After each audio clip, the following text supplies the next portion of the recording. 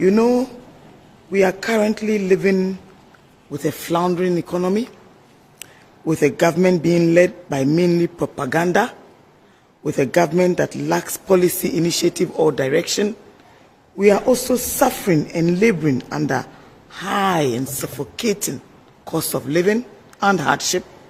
We are beset by humongous debt of well above 500 billion and counting.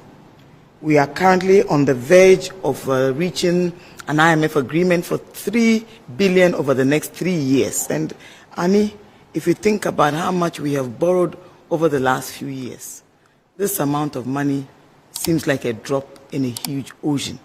I'm not particularly certain that this will actually end our challenges or bring relief to the many Ghanaians who are suffering. I have no doubt in my mind that the phenomenal and abysmal failure of this government led by President Akuffo Addo and his vice president, the uncharted paths of deep and enormous corruption into which we have sunk, and the fact that for all the levels of inconsistency, the double speak, I think the double jeopardy is in the fact that they have literally refused even to take responsibility for what is now an utterly shameful experience under their watch. You know, when governments fail, people clamor for something different. Looking at what happened at the Congress a few days ago, I took one thing away from me, that first, Ghanaians are now poised for a change in leadership and direction. That for many people, the challenges of unemployment, of hardship, of difficulties generally, of a lack of access, lack of inclusion, high levels of intolerance, can only lead to one thing, that each and every one of us, we reminiscence all the time over the leadership of the NDC and John Dramani Mahama, of the leadership of the NDC and the late Professor John Evans Atta Mills, of the leadership and guidance that the NDC has proffered over the years, and that we ought, as a party, not to underestimate the high expectations of the good people of Ghana. That our party itself, and you see, we always speak about those who represent the party at the point of leadership or the position of decision-making or strategy and activity. What we forget is the activists who propel the party to its greatest levels. Today, we mourn the passing of one of our great and prolific activists, the late A.U. Farouk, a man who dedicated his life and sacrificed for the good people of Ghana and, of course, for the NDC. He was one of those serial writers, prolific in everything, and he followed the NDC with enormous passion, a certain selfless resolve, a love for party beyond anybody's imagination. And even as we mourn his passing, I call on each and every member of our party to be sure that his death is not in vain.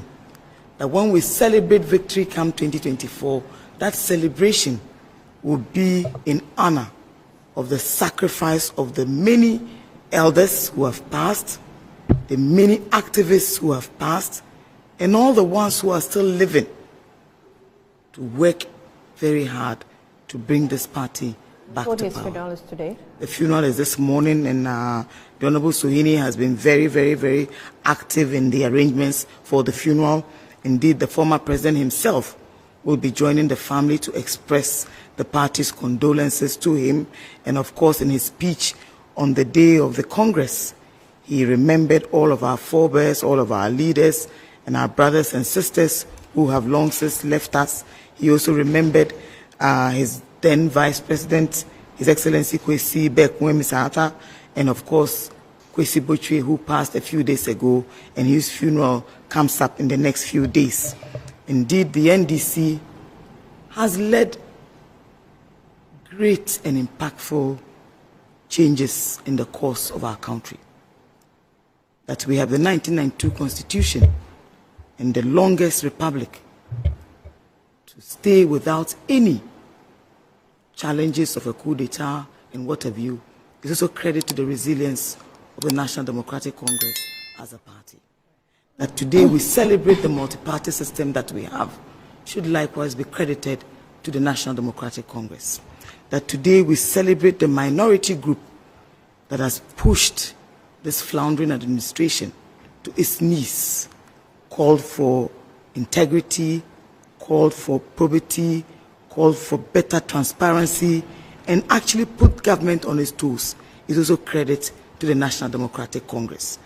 It is a party whose heroes and heroines ought to be sung day in and day out.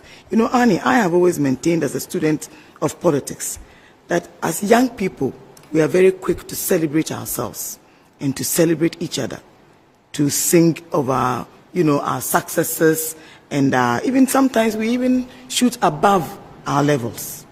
But let me state that the NDC has a resilient youth force, a group of young people coupled with very experienced older people that continues to work assiduously for this party to take up its position of responsibility. You know, as social democrats, we have enormous cause to celebrate, to celebrate the inclusion that we've built for our country, to celebrate the multi-party politics that has come to stay, to celebrate our contribution to the democracy of this country. Right. And I have always maintained that any leader who exhibits intolerance to any dissenting opinions or views must certainly be one who undermines the democracy that we all cherish. It has come to stay whether we like it or not. But what I must say today is that I celebrate the resilience of the NDC youth, men and women of valor, gallant young people who continue to be the fuel that propels this party to its levels. Note that at the time of the PNDC and the NDC, most of our fathers and mothers whom we celebrate today, who lead us today, are persons who were very, very young, even younger than some of us here today. Uncle Ato, the Ahoys, the Alhaji Mahama Idrisus, the Betty Moulds, and Kwesi Bochues, and many of these individuals that today we all speak of with utmost respect, led this country at a very youthful age, with humility, with pride, with knowledge, and they gave of their very best. It is that example that continues to carry the NDC to the next level. Right. And I have no doubt in my mind that there is enormous wisdom out there, that we should go out there and elect a flag bearer. And it should be no mean a person, but John Dramani Mahama. And for his vision, for his tolerance, for his love for country, for his nature that allows all of us to have the access that we could only imagine. You know, it is also insightful that we have even members of the MPP who pray for the success of the NDC because they appreciate the enormity of the situation at hand.